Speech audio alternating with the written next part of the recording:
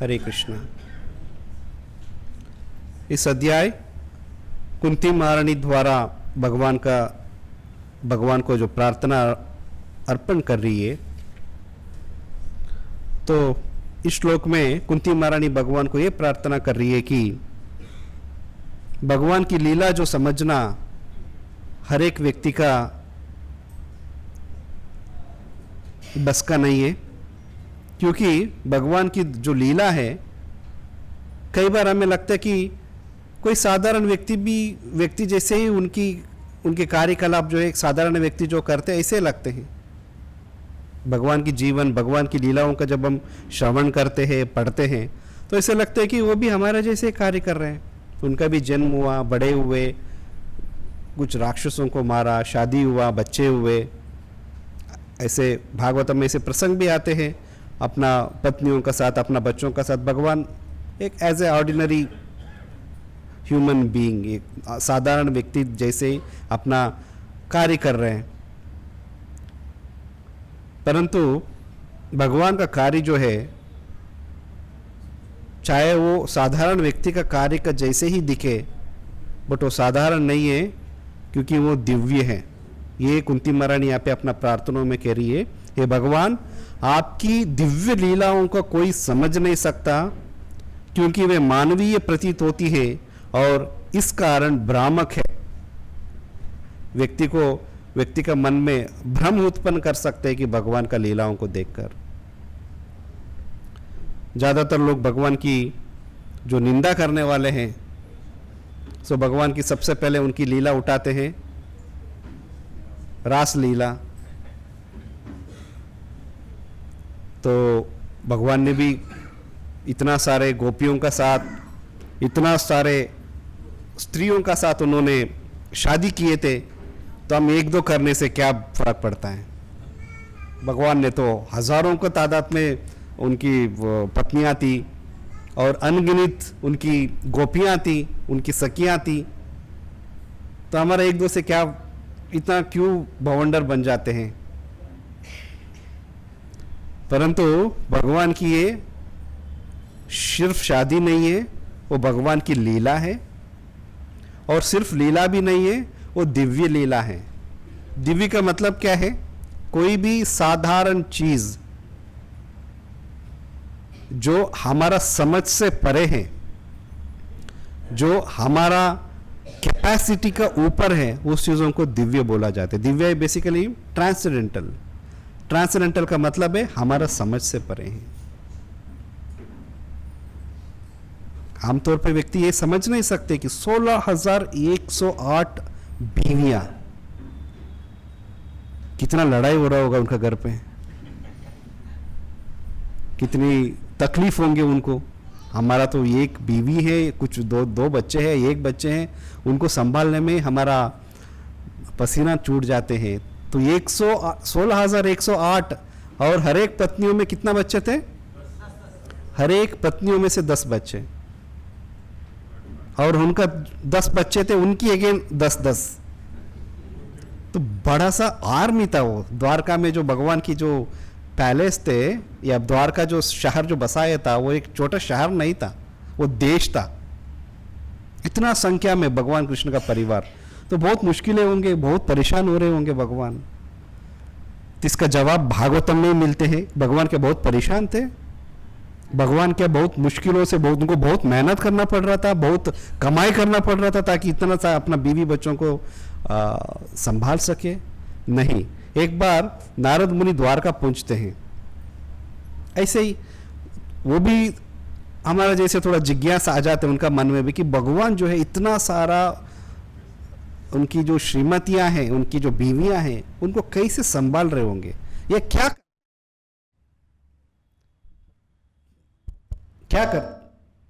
करते होंगे अपने घर पे। तो जानने के लिए द्वारका में जाते हैं। तो जब वो द्वारका में जाते हैं, वो क्या देखते हैं? सबसे पहले तो वो वर्णन करते हैं कि भगवान का जो महल थे, पैलेसेस थे, जिसमें उन्होंने अपने एक एक पत्नी के लिए एक पैलेस बनाया गया था। सिर्फ पत्नियां नहीं है, उनका माता पिता के लिए, उनका पिता वसुदेव जी का भी कई पत्नियां थी, उनके बच्चे थे, जैसे बलराम जी हैं। तो उन सभी पैलेसेस का इतना सुंदर, इतना आलीशान बंगलोस थे, पैलेसेस थे, उसका कल्पना नहीं कर सकते हम इस भौतिक जगत में इस तरह इतना सुंदर भी हो सकते हैं क्या। कुछ महीने पहले कुछ ऐसे कोई एग्जीबिशन के लिए, कुछ ऐसे मंदिर का काम से हम लोग दुबई गए थे, दुबई और अबू धाबी दोनों शहर। तो अबू धाबी गए तो वहाँ पे एक पैलेस है, प्रेसिडेंशियल पैलेस बोलते हैं। वहाँ पे तो प्रेसिडेंट तो नहीं रहते उनका, बट वो सिर्फ दूसरे देशों से जो प्रधानमंत्री, अध्यक्ष जो भी आते हैं या कोई भी दूसरे देशों से जो मेहमान आते हैं, तो उनका मेहमान नवाजी के लिए बनाया हुआ वो एक महल है। वो इतना सुंदर है, इतना ब्यूटीफुल है। इवन आप यदि अपना प्रेसिडेंशियल पैलेस दिल्ली में अपना राष्ट्रपति का घर या जो ऑफिस है, कई बार कुछ ओकेशंस पे आम जनताओं को विजिट करने का मौका मिलते हैं, वो भी देखे कितना सुंदर है। तो बट द्वारका में जो भगवान का जो महल थे वो नारद मुनि का कल्पना से भी ऊपर थे, क्योंकि नारद मुनि तो त्रिलोक संचारी है। वो गोलोक धाम भी जाते हैं, वैकुंठ धाम भी जाते हैं। वैकुंठ धाम में तो वैकुंठा का मतलब ही यही है, ऑपुलेंस।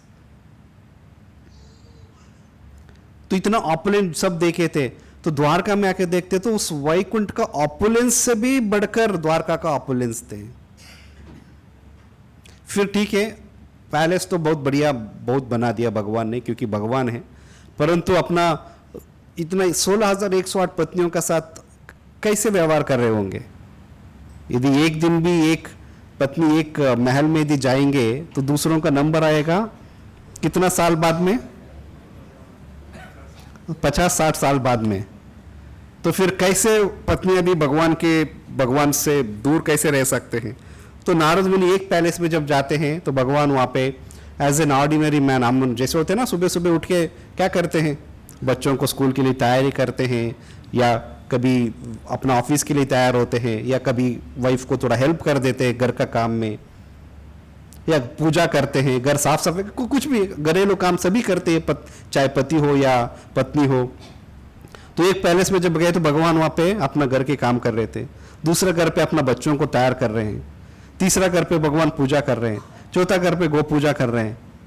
ऐसे हर एक पैलेस में जब जाते हैं नारद मुनि, भगवान हर एक पैलेस में है और अलग अलग अपने अपने अलग अलग कार्य कर रहे हैं। तो इसको कहते हैं दिव्य लीला। यदि व्यक्ति यदि शादी कर ले तो बट वो दोनों घर पे एक साथ नहीं हो सकते हैं, परंतु भगवान हो सकते हैं। सिर्फ 16,000 क्या, 16 करोड़ या अनगिनत शादी भी कर ले तो अनगिनत भगवान एक्सपैंड कर सकते हैं। हमें दिखने में ऐसे लग सकता है कि ये मानवीय प्रतीत है, दिखने में ऐसे लगते हैं, परंतु ये दिव्य है। यही तो फर्क है भगवान की लीलाओं में और एक साधारण व्यक्ति या आम इंसान की कार्यकलापों में। परंतु क्या है, जैसे यहाँ पे कुंती महारानी कह रही है कि ये मानवीय प्रतीत होने का कारण ये भ्रामक है, ये भ्रम उत्पन्न कर देते हैं। तो इस भ्रम का कारण हम क्या सोचते हैं कि हम जो करते हैं उसको सपोर्ट करने के लिए, उसको हेल्प करने के लिए हम इन बड़े भगवानों की या दिव्य लीलाओं की उदाहरण लेना शुरू करते हैं, जिनको आप कई बार ऐसे कई धार्मिक शहर में भी अब जाएंगे तो कुछ लोग आपको चिल्लम पीते हुए या भांग पीते हुए मिलते हैं।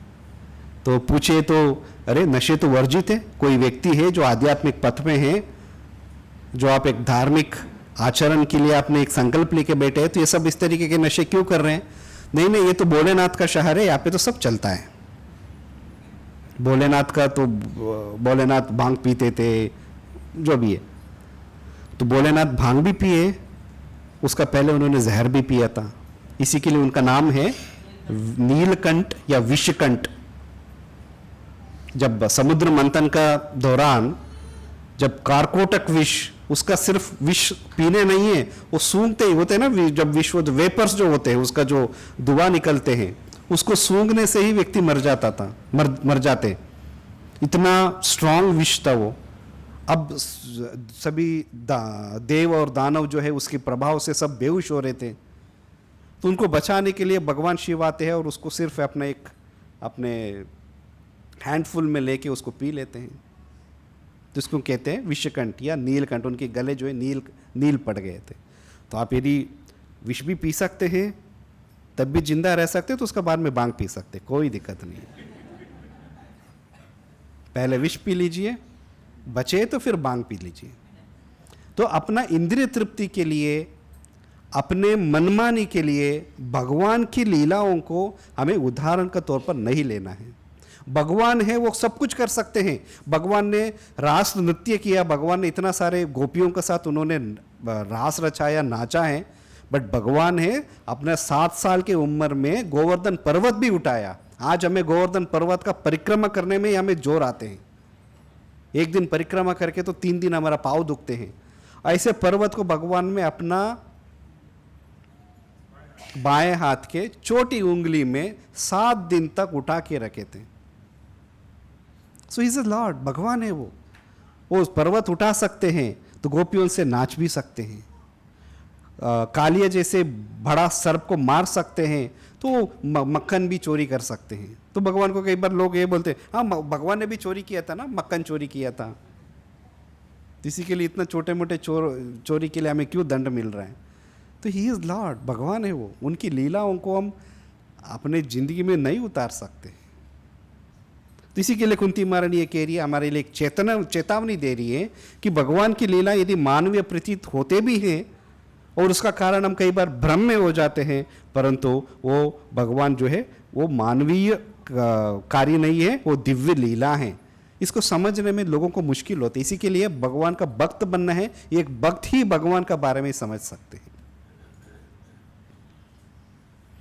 आगे कुंती महारानी कहती है, ना तो आपका कोई विशेष कृपा पात्र है, ना ही कोई आपका अप्रिय है, या केवल लोगों की कल्पना ही है कि आप पक्षपात करते हैं।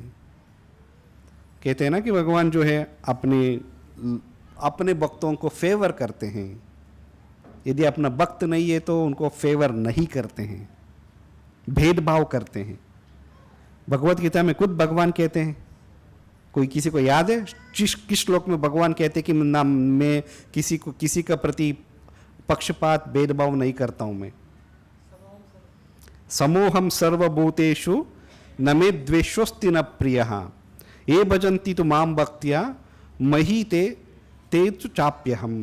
समोहम सर्वभूतेषु, अहम मैं जो है सम है, मैं सबके लिए बराबर हूँ। सर्वभूतेषु, सभी जो जीव हैं मेरे लिए बराबर हैं। न मैं द्वेषोस्ति न प्रियः, ना मैं किससे द्वेष करता हूँ ना किसी को प्रेम करता हूँ। इन द सेंस कोई किसी को मैं ऐसे फेवर नहीं करता हूँ कि इस व्यक्ति से मेरा प्रेम है, इस व्यक्ति से मुझे नफरत है, या ये मैं इसे द्वेष करता हूँ। So I am equal to everyone, no one is my friend nor any one is my enemy. परंतु क्या है, but one who renders service on to me in devotion is a friend is in me and I am also a friend to him. But कोई भक्ति करते हैं तो naturally स्वाभाविक रूप से वो उनकी रुझान मेरे प्रति ज़्यादा होते हैं, इसी के लिए मेरे बारे में ज़्यादा सोचते हैं। और लोगों को लगता है कि भगवान से उनको कुछ मिला होगा तभी तो भगवान से इतना प्रेम कर रहे हैं, हमें भी यदि मिल जाते तो हम भी करते। अदरवाइज वाई डू वी, हमें कोई कारण नहीं है भगवान से भक्ति ना करने का। भगवान ने आज उनको सब कुछ दिया हुआ है, इसी के लिए वो लोग कर पा रहे। हमें भी दिया होता तो हम कर लेते। तो ये बहाना है। इसी के लिए कुंती महारानी यहाँ पे हम सबको चेतनावना दे रही है, इसका साथ साथ हमें ज्ञान भी दे रही है कि भगवान किसी का प्रति पक्षपात कभी नहीं करते हैं, उनके लिए सब बराबर हैं। उदाहरण का तौर पे प्रभुपाद यहाँ पे इस तात्पर्य में प्रभुपाद एक उदाहरण देते हैं कि जिस प्रकार सूर्य किसी का पक्षपात नहीं करते, सूर्य का किरण कभी कभी पत्थरों को बहुमूल्य बन जाते हैं, जबकि एक अंधा व्यक्ति प्रचुर सूर्य प्रकाश में रहकर भी देख नहीं पाता। सूर्य का किरण जो है, रोशनी जो है, बराबर सब जगह गिरते हैं। ऐसे तो ये नहीं कि मुझे इस जगह पे ज़्यादा गिराना है, इस पे नहीं गिराना है, यहाँ पे अमीर है इस गली में ज़्यादा रोशनी गिरना चाहिए, ये गरीबों का गली है इसमें कम गिरना है। ये सूर्य भगवान कभी ऐसे पक्षपात नहीं करते हैं। परंतु कुछ पत्थर ऐसे होते हैं, सूरज का किरण गिरते ही वो बहुमूल्य हो जाते हैं। और दूसरा तरफ एक व्यक्ति अंध है, वो अंधा है, ब्लाइंड है, तो सूर्य का प्रकाश होते हुए भी वो कुछ देख नहीं पाते हैं। तो इसमें सूरज का क्या गलती है? ये सूरज का गलती नहीं है, गलती अपनी है, अपनी कमी है। एक पिता का दो बेटे हैं, एक बेटा बहुत हुनर है, बहुत होशियार है, बहुत इंटेलिजेंट है, दूसरा थोड़ा मंद बुद्धि है। होते हैं ना, कई बार जन्म से ही थोड़ा मंद बुद्धि जन्म ले लेते हैं, तो कोई दुनियादारी, कुछ सामाजिक रूप में वो बिल्कुल निष्क्रिय है, कुछ काम नहीं कर सकते हैं। दूसरा बेटा बहुत इंटेलिजेंट है, वो पढ़ाई करते हैं, पिताजी का उनका बिजनेस जो वो आगे बढ़ाते हैं, बहुत ज़्यादा बिजनेस में उनको मुनाफा लेके आते हैं। तो उनको बिजनेस में इंगेज रहे तो उनके लिए जो भी उनकी ज़रूरत है, कार चाहिए होंगे, फ़ोन चाहिए होंगे, जो भी चीज़ें चाहिए होंगे उस बेटे के लिए तो पिताजी देंगे। दूसरा बेटा जो है निष्क्रिय है, थोड़ा घर पे बैठे रहते हैं, कुछ काम कर नहीं पाएंगे अपनी बुद्धि के कारण, अपने कुछ कमियों के कारण। तो उनको गाड़ी का क्या ज़रूरत है, उनको मोबाइल का क्या ज़रूरत है, बिजनेस में ज़रूरत है ये सब। तो ये पक्षपात नहीं है, ये सिर्फ ज़रूरत है। यदि दूसरा बेटा भी यदि होशियार होते, बिजनेस में कर रहे, बिजनेस में कुछ पिताजी को मदद करते, उनको भी यदि ज़रूरत होते, उनको भी कार मिल जाता, उनको भी मोबाइल फ़ोन मिलते हैं। तो ऐसे हमारे ज़रूरतें जो हैं, या भगवान जो फैसिलिटी जो देते हैं, वो पक्षपात का बेसिस पे नहीं है, वो हमारे कैपेबिलिटीज़ का बेसिस में, हमारा कैपेसिटी कितना है उसका बेसिस पे फैसिलिटी मिलते हैं। तो यहाँ पे भगवान किसी का साथ, किसी भक्तों का साथ पक्षपात कभी नहीं करते हैं। और दूसरा, इस तात्पर्य में एक बहुत अच्छा प्रिंसिपल, एक तत्व प्रभुपाद जी यहाँ पे समझाते हैं कि 3 तरीके के लोग होते हैं। भगवान का प्रति कोई उनका आस्था नहीं है, विश्वास नहीं है, प्रेम नहीं है, तो वो हमेशा घोर अंधकार में रहेंगे। क्यों? क्योंकि भगवान जो है सब जीवों को रेस्पेक्ट देते हैं, उनकी जो इच्छा शक्ति है उसको भगवान सम्मान करते हैं। तो इसी के लिए तुम यदि मुझे विश्वास नहीं करना चाहते हो तो ऐसे उनके लिए एविडेंसेस भी होते हैं। ऐसे भगवान उनको ऐसे ही उस तरीके के लोगों के लिए उस तरीके के एविडेंसेस मिलते हैं जो विश्वास नहीं करना चाहते, ठीक है भगवान नहीं है तो वो क्या कर, उनकी जिंदगी कैसे होते हैं, वो घोर अंधकार में रहते हैं।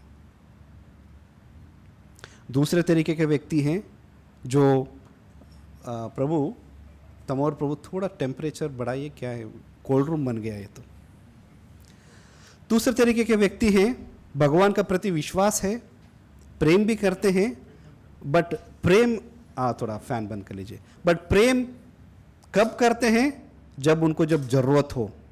जैसे प्रभुपाद जिस तात्पर्य में कहते हैं, कोई व्यक्ति कुछ परेशानी में है, उनका जिंदगी में कोई कष्ट भुगत रहे, तो ऑब्वियसली जब भगवान कुछ कष्ट आते हैं, कोई तकलीफ आते, कोई परेशानी होते हैं, तो हम भगवान को याद करते हैं।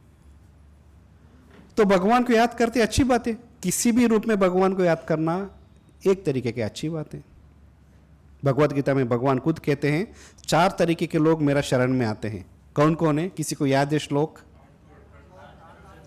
आर्तो चतुर्विधा भजन्ते माम जना सुकृतिनो अर्जुना, आर्तो अर्थार्थी जिज्ञासु ज्ञानी च भरतर्षभा। आर्तो जो परेशानी में है, जो बहुत ही मुश्किल में है, अर्थार्थी अर्थ का अर्थी जो पैसे चाहते हैं अर्थ, और जिज्ञासु भगवान को जानने के लिए उनका अंदर जिज्ञासा है, वो इच्छुक है, और ज्ञानी ऑलरेडी भगवान के बारे में जानते हैं, तो इसी के लिए भगवान को शरणागत होते हैं। तो इस तरीके के 4 तरीके के लोग जो है भगवान का शरण में आते हैं। तो आर्तो जब परेशानी में है, भगवान को याद करते हैं, तो भगवान उनका परेशानियों को दूर करते हैं। जैसे दूर हो जाते हैं, भगवान से हमारा नाता खत्म इन द सेंस अब भूल जाते हैं। तिरुपति बालाजी नाम सुना होगा ना, फेमस भगवान हैं। तो साउथ में भगवान उनको कहते हैं कि वेंकट रमन, उनका अलग अलग नाम से वेंकट रमन करके बुलाते हैं। जब संकट आते हैं, जब कष्ट आते हैं, तो वेंकट रमन का याद आ जाएंगे, अन्यथा भगवान का याद नहीं आते हैं। तो ये दूसरे तरीके के लोग हैं। पहले तरीका कौन है? जो भगवान के प्रति कोई विश्वास ही नहीं है, जो हमेशा अंधकार में रहते हैं। दूसरे तरीके के लोग हैं, जब जरूरत होते तब याद करते हैं। और तीसरे तरीके के लोग हैं, भगवान को अनन्य रूप से हमेशा ध्यान करते हैं। ये नहीं कि सिर्फ जब कष्ट है तब भगवान को याद करते हैं। वो कष्ट हो या सुख हो, किसी भी परिस्थिति में भगवान को हमेशा याद करते हैं। और भगवान से उनका कोई डिमांड नहीं है, भगवान से उनका कोई चाहत नहीं है। वो कोई उनको भगवान से मांगने के लिए उनका पास ऐसे कुछ शेष नहीं रहा है। तो ऐसे भक्तों के लिए तो क्या भगवान फिर उनको फेवर करते हैं? भगवान तो तीनों कैटेगरी के लोगों को फेवर करने के लिए हमेशा तैयार है। जैसे सूरज है, उनका रोशनी तो हर किसी व्यक्ति को समान रूप में मिलते हैं। जैसे बरसात है, जब बरसात गिरते हैं तो बरसात के अलग अलग जगह में अलग अलग गिरते हैं। जब वो गिरते हैं तो एक ही समान रूप में उस पूरा इलाकों को बरसात एक साथ हो जाते हैं। परंतु उस इलाका में पथरीली इलाका भी है, बहुत ही उपजाऊ जमीन भी है, रेगिस्तान भी है। तो पत्थर के ऊपर जब पानी बरसते तो क्या होते हैं? बह के चले जाते हैं, कोई फर्क नहीं पड़ते हैं। और रेगिस्तान में बारिश गिरे तो वो भी ऐसे जमीन में चले जाते हैं। बट वही उपजाऊ जमीन के ऊपर यदि बरसात गिरे तो क्या होगा? उसमें अब जब बीज डालोगे तो बीज फसल बन के आएगा और हम सब के लिए अन्न मिलेंगे। तो इसमें बरसात की कोई गलती नहीं है। गलती किसकी है? पत्थर जमीन है, पत्थर जमीन में तो कुछ उग नहीं सकते, रेगिस्तान के अंदर कुछ उग नहीं सकते, सिर्फ उपजाऊ जमीन है। तो यदि भगवान का कृपा हमें चाहिए, हमें उपजाऊ बनना पड़ेगा। यदि हम पत्थर और रेगिस्तान बन के रहेंगे तो कृपा तो गिरते रहेंगे। जैसे बोलते हैं ना कि मधु पंडित प्रभु अपना सोलफुल जपा में कहते हैं, भगवान की कृपा जो है, जैसे यहाँ पे भी प्रोपाद यूज करते हैं, कृपा पात्र। पात्र मतलब वेजल, एक बर्तन है। तो आपका पास बर्तन है, भगवान की कृपा भी गिर रहे हैं और आपको सही से उसको पकड़ोगे तो पूरा कृपा को आप प्राप्त कर सकते हैं, उसको इकट्ठा कर सकते हैं। बर्तन को यदि आपने उल्टा रख दिया तो क्या होगा? कृपा गिर रहे हैं, बहके जा रहे हैं। तो इसी के लिए कई बार ऐसे होते हैं कि भगवान इतना कठोर क्यों है, इतना पत्थर दिल का क्यों है, हमारे साथ इतना गलत क्यों कर रहे हैं? नहीं, भगवान गलत नहीं कर रहे हैं, गलती हमने किया है, उसका साफ से हमें उनका कृपा कितना मिलना है उतना ही मिल रहा है। जैसे सूरज का रोशनी है, बाहर तो बहुत अच्छा रोशनी है, हमने सब कमरे बंद किया, हमने पर्दा लगा, इसी के लिए रोशनी नहीं है। लाइट चला गया तो क्या हो जाता है इस कमरे में? अंधेरा। तो कोई व्यक्ति सब दरवाजा खिड़की सब बंद करके अंदर बैठ के सोचेगा कि रोशनी नहीं है, रोशनी नहीं है। रोशनी के लिए तुम्हें दरवाजा तो खोलना पड़ेगा। सूरज ये नहीं करेगा कि तुम्हारा दरवाजा तोड़ के अंदर आएंगे, एटलीस्ट इतना तो कोशिश हमें करना पड़ेगा। तो भगवान की कृपा सभी के लिए समान रूप पे अवेलेबल है, बस उसको प्राप्त करने के लिए कुछ तो कोशिश, कुछ तो एंडेवर हमारा तरफ से करना है, तब जाके कृपा का पात्र बन सकते हैं। तो ये तीसरा कैटेगरी का जो भक्त है, वो भगवान को हमेशा ध्यान करते हैं और भगवान से कोई अपेक्षा नहीं रखते हैं। ये है हाईएस्ट लेवल ऑफ डिवोशन, उच्चतर भक्ति का उदाहरण है। वो उस भक्ति को चैतन्य महाप्रभु सिखाते हैं। कई बार लोग प्रश्न पूछते हैं कि प्रभु जी जैसे हमारा कोई कुछ परेशानी चल रहे हैं, कुछ सॉल्यूशन बताइए, कुछ समाधान बताइए।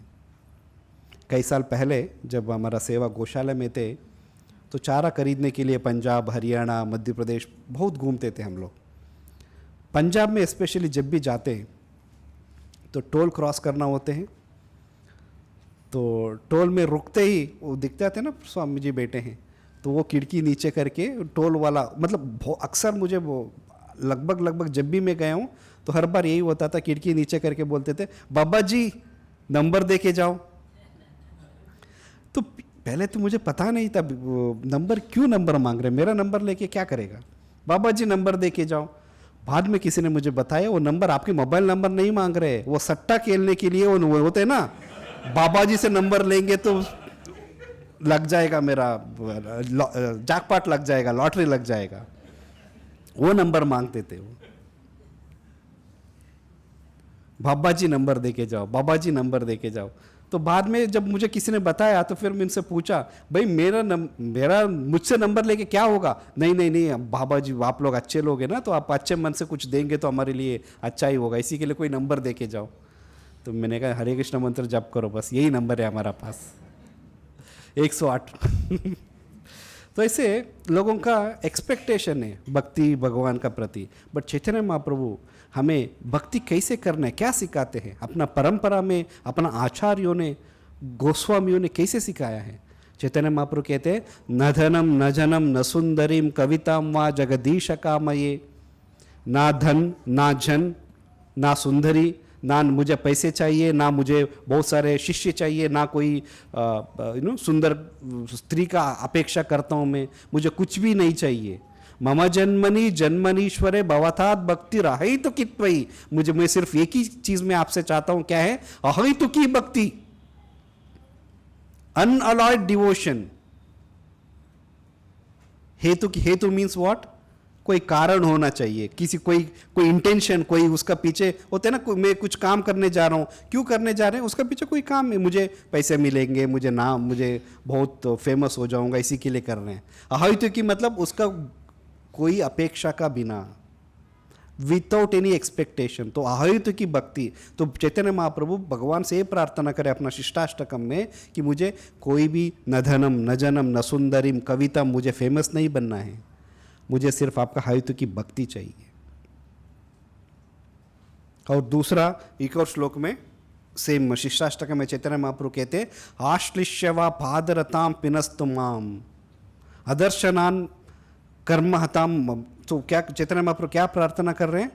हो सकता है कि कभी आप मुझे आलिंगन करें, हो सकता है कभी आपने मुझे दर्शन ही ना दिए, तो मुझे लात मार के बाहर निकाले।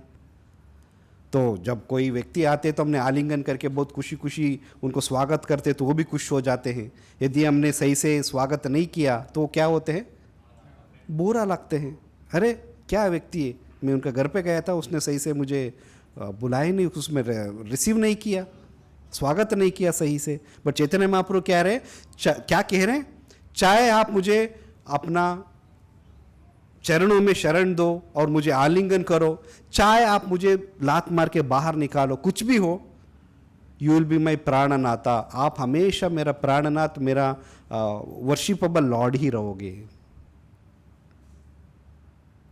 ये नहीं कि आपने मुझे मुझे मेरा जो ज़रूरत है उसको आपने फुलफिल किया, इसके लिए आप मेरा फेवरेट भगवान है। जब ज़रूरतें पूरी नहीं हुई तो नहीं, तुम सही नहीं है भगवान। बिजनेस ट्रांजैक्शन इस श्लोक में भी यही कहा जाते हैं कि एक व्यापारी वर्ग धन के विनिमय की सेवा करते हैं। तो ये व्यापार नहीं है, भक्ति कोई व्यापार नहीं है। मैंने भक्ति किया तो भगवान मुझे रिजल्ट देना है, तो ये क्या है? ये कर्म मिश्रित भक्ति है, अहितु की भक्ति नहीं है। कर्म मिश्रित भक्ति में क्या होते हैं? कोई एक्सपेक्टेशन है, कुछ चाहते हैं, हम कुछ चाहते हैं भगवान से, उसके लिए हम भक्ति कर रहे हैं। बट चैतन्य महाप्रभु जो भक्ति बता रहे, चैतन्य महाप्रभु भक्ति जो हमें सिखाते हैं, वो कौन सा भक्ति है? अहितु की भक्ति। भक्ति का डेफिनेशन क्या होना चाहिए? भागवतम का पहला स्कंद का दूसरा अध्याय में ही इसका बारे में आते हैं। वासुदेवे भगवती भक्ति योग प्रयोजितः जनयति आशु वैराग्यम ज्ञानम च तद अहैतुकम। भगवान का भक्ति ऐसे करना चाहिए, वासुदेवे भगवती, भक्ति वासुदेव के लिए करना है। भक्ति योग प्रयोजितः, और इस भक्ति करने से कुछ प्रयोजन होता है, हम ना चाहते हुए प्रयोजन होते हैं। क्या है वो? जनयति आशु वैराग्यम ज्ञानम च यद अहैतुकम। यदि हम पैसे मांग रहे हैं, हो सकते मिल भी जाए, बट भक्ति का असली बाई प्रोडक्ट है, भक्ति का असली रिजल्ट क्या है? ज्ञान और वैराग्य है। यदि आपको भक्ति में कितना आप आगे बढ़ रहे हैं उसका आप खुद सेल्फ टेस्ट लेना चाहते हैं, खुद आप अपने आप को परीक्षा करना चाहते हैं, तो ये चीज़ देखना है कितना मैंने ज्ञान प्राप्त किया, उस ज्ञान विज्ञान में कितना कन्वर्ट हुआ, उसका वजह से मैं कितना वैराग्य प्राप्त कर रहा हूँ। वैराग्य मतलब ये नहीं कि शेव करा के ही बैठना है, वैराग्य का मतलब ये नहीं कि भगवा ही पहनना है। वैराग्य का मतलब है इस भौतिक चीज़ों में हमारा आसक्ति जो है वो कितना कम हो रहा है।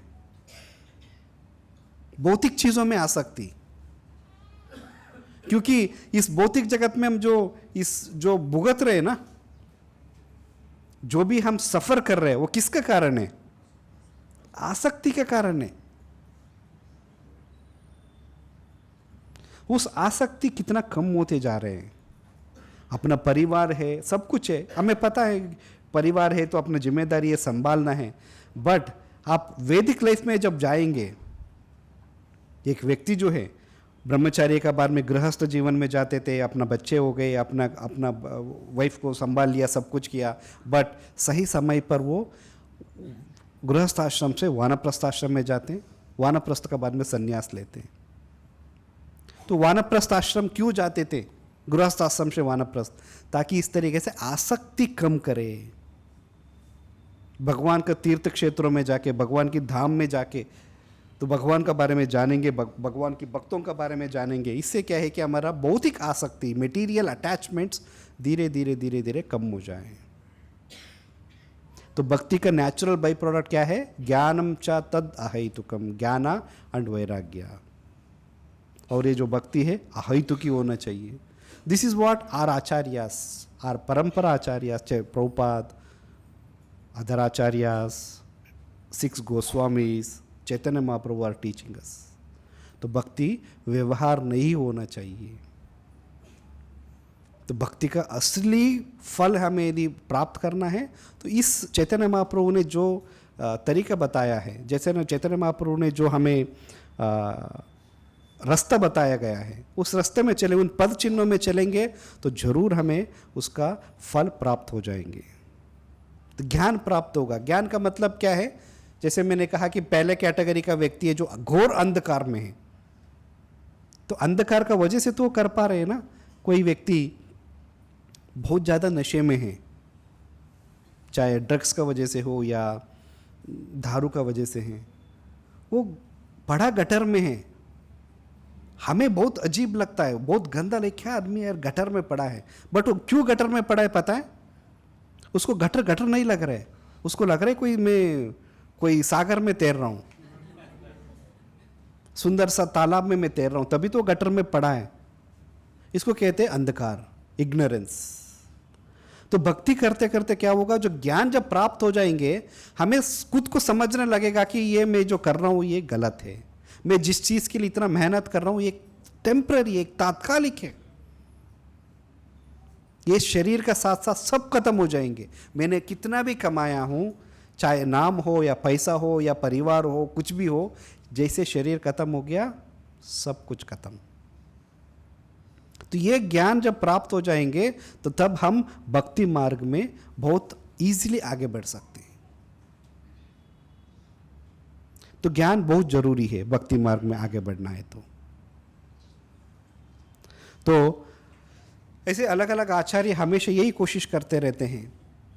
तो जगन्नाथपुरी में जो पांडास थे, क्योंकि आज का जैसे तो है नहीं कि हमें जगन्नाथपुरी जाना है तो तुरंत ट्रेन बुक किया, यदि व्यवस्था है तो फ्लाइट बुक कर लिया, तुरंत पहुंच गए, दर्शन किया, वापस आ गए।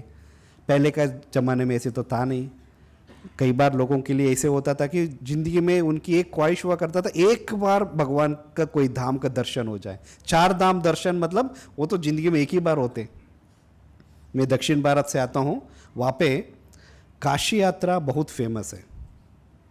बचपन से हम सुनते आते थे कि काशी यात्रा गए, काशी यात्रा गए। इन दिनों में बहुत कम हो गए। हमारा पिछले जनरेशन में भी काशी यात्रा पॉपुलर थे। काशी यात्रा का मतलब साउथ, स्पेशली दक्षिण भारत में काशी यात्रा, काशी वाराणसी में भगवान का दर्शन करने आना या बद्रिकाश्रम के लिए दर्शन करने जाना। तो जब आदमी काशी यात्रा के लिए जाने का इच्छा होते थे ना, तो अपना सब होते ना, तेरवा अपना कार्य सब कुछ करके घर पे ही होते, एक्चुअली होता था। घर पे उनका सभी रिश्तेदार को बुला लिया, अपने गाँव को रिश्तेदार, अपना परिवारजन सबको बुला लिया, तो मैं काशी यात्रा जा रहा हूँ, तो आखिरी बार उनको सबको अच्छे से खाना खिला दिया, और वो लोग भी इनको कुछ गिफ्ट देते थे, ये भी उनको गिफ्ट देते थे, करके सब पैक कर उनकी पोटली जो भी है उसका अंदर एक खद होता था, उस खद में, उसका लेटर में उनकी घर का एड्रेस होते थे। तो रास्ते में कहीं पे भी उनकी वो यदि उन्होंने देह छोड़ दिया, शरीर त्याग लिया, तो कोई भी धर्मशाला वाले उनका कार्य करके घर पे खबर पहुंचते थे कि आपके जो परिजन जो इधर रास्ते में थे, इनका देहांत हो गया, हमने इनका कार्य कर दिया। तो घर पे सिर्फ एक खबर मिलता था कि हमारा पिताजी माताजी जो भी काशी यात्रा गए थे वो शरीर छोड़ दिया। तो दिस वाज द कॉन्सेप्ट पहले, क्योंकि इतना आसान नहीं थे। बद्रिकाश्रम जाना मतलब तो विश्वास नहीं होते कि वापस भगवान का दर्शन करके नीचे भी आएंगे, क्योंकि इतनी दुर्गम रास्ता और इतना विपरीत मौसम ऐसे, इतना एक्सट्रीम मौसम है। तो जगन्नाथपुरी से भी पांडा लोग, जगन्नाथपुरी इतना जाना आसान नहीं होते थे, तो पांड्य लोग आते थे अलग अलग जगह जगन्नाथपुरी से, तो अलग अलग जगह में जाते, वहाँ पे भक्तों से मिलते, जगन्नाथ का प्रसाद देते, और जो भी लोग जगन्नाथ के लिए कुछ भेंट देना चाहते हैं वो उनको पांडा को दे देते थे, वो ले जाके जगन्नाथ भगवान को अर्पण करते। तो ऐसे एक पांडा जो है राजस्थान आते हैं, राजस्थान जो राजपुताना का नाम से जाना जाते हैं। तो जब आते हैं तो एक राजा का महल में पहुंचते हैं। तो राजा का जो बेटी थी वो भगवान की अच्छे भक्त थी, तो उन्होंने कहा कि पता नहीं मेरा जगन्नाथ जी का दर्शन करने का जो इच्छा कब पूरा हो पाएगा, परंतु अभी आप मेरा तरफ से कुछ जगन्नाथ जी के लिए कुछ मैं भेंट दे रही हूँ, और इसका साथ में एक लेटर दे रही हूँ, एक खत दे रही हूँ, इसको जगन्नाथ जी तक पहुँचा दीजिएगा। तो पांडा जनरली एक राजा का महल में है, राजा का राज्य में आए हैं, तो एक्सपेक्ट करते हैं कि थोड़ा राजा है तो थोड़ा ज़्यादा ही दान देंगे, परंतु उनका जो राजकुमारी जो बेटी थी, तो उन्होंने 10 सोने का सिक्का और एक लेटर दिए थे। तो पांडा थोड़ा निराश हो गए कि ज़्यादा कुछ भेंट नहीं मिला।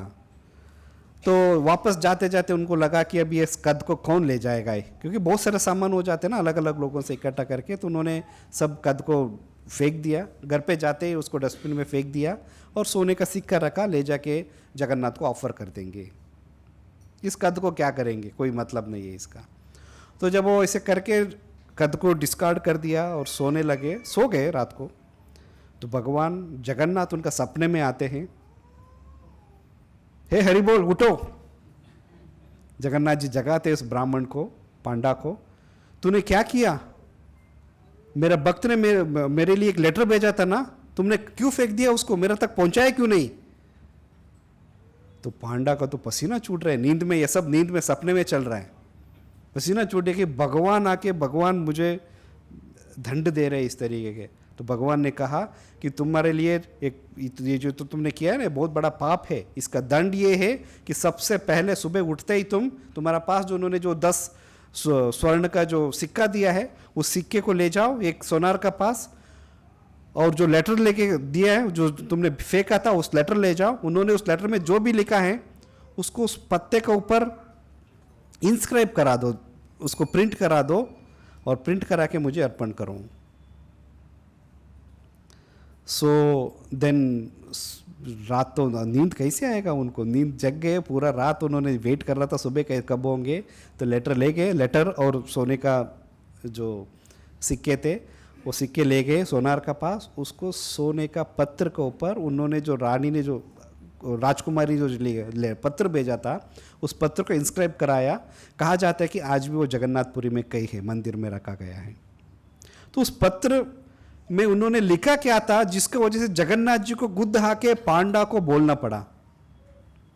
सो जो राजकुमारी ने जो लिखा था संदेश भगवान के लिए, अपने प्रार्थना जो लिखा था भगवान के लिए, वो बहुत जरूरी है। उसके वजह से जगन्नाथ जी आके पांडा को पर्सनली बोलते हैं।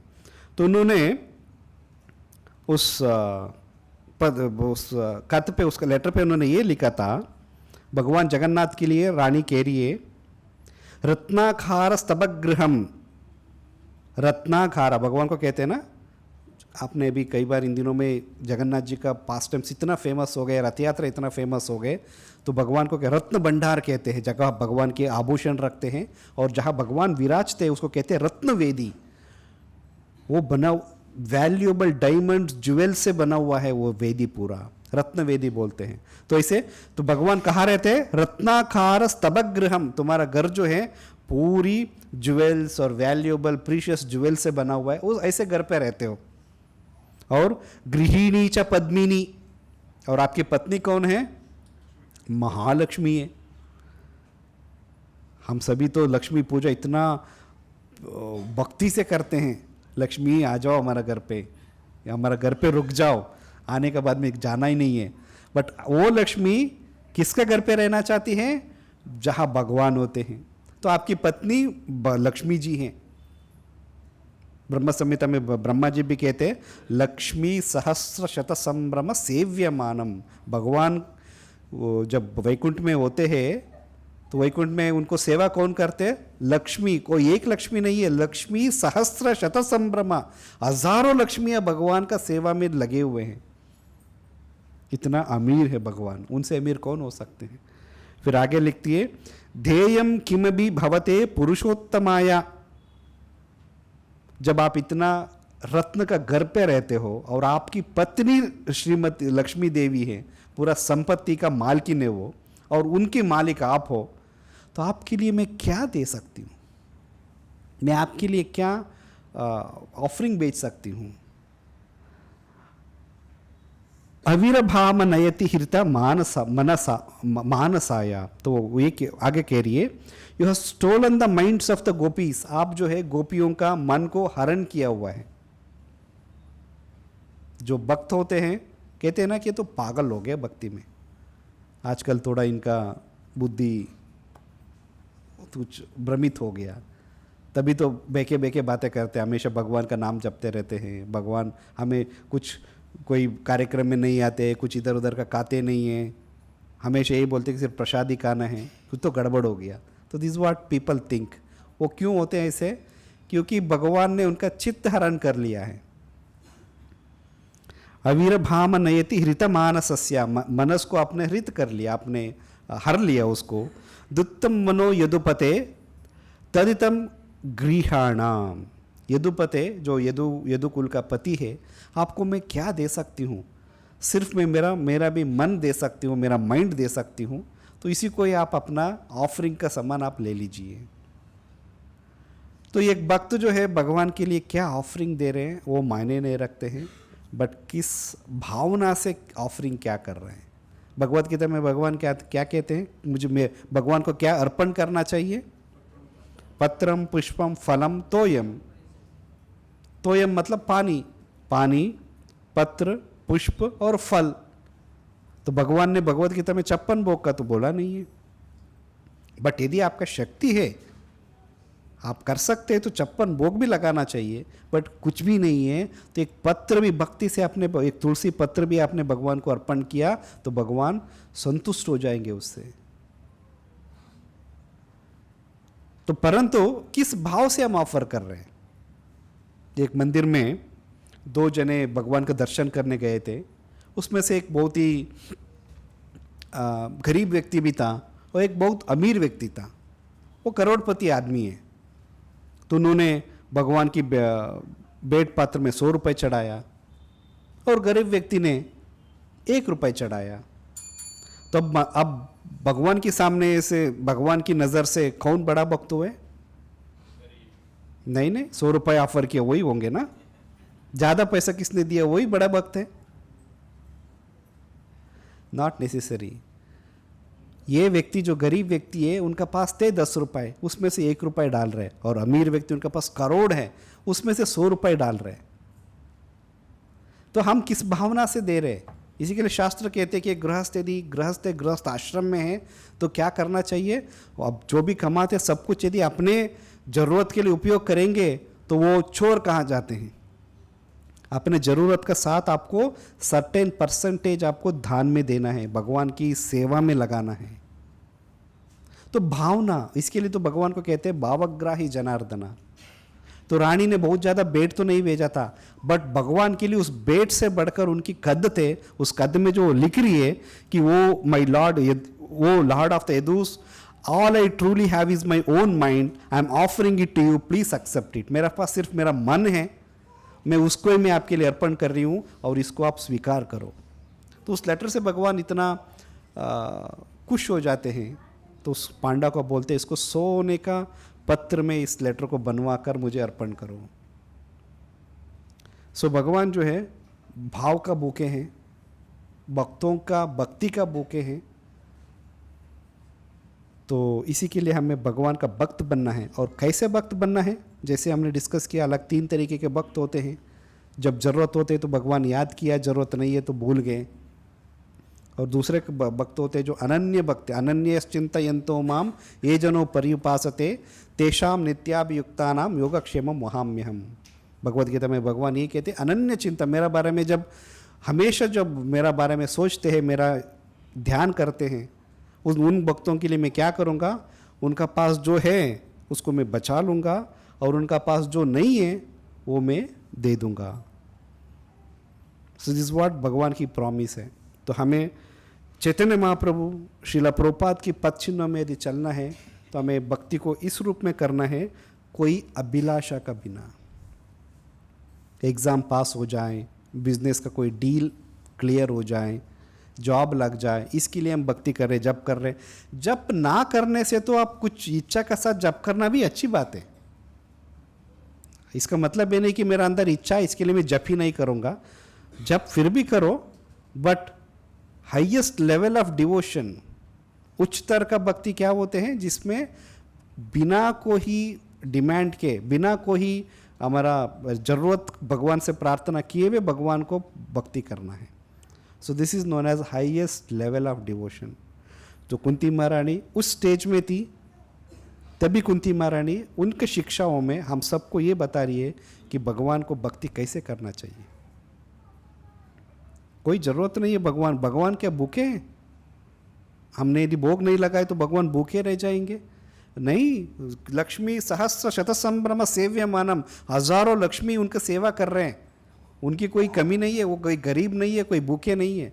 वो सिर्फ हमारी भावनाओं को देखने के लिए भगवान हम जो भक्ति से देते उसको स्वीकारते हैं, अपना सेवा को स्वीकारते हैं। इसके साथ मैं वाणी को विराम देता हूँ। ग्रंथराज श्रीमद् भागवतम की, विश्वगुरु शीला प्रभुपाद की, निताय गौर प्रेमानंदे। हरि बोल।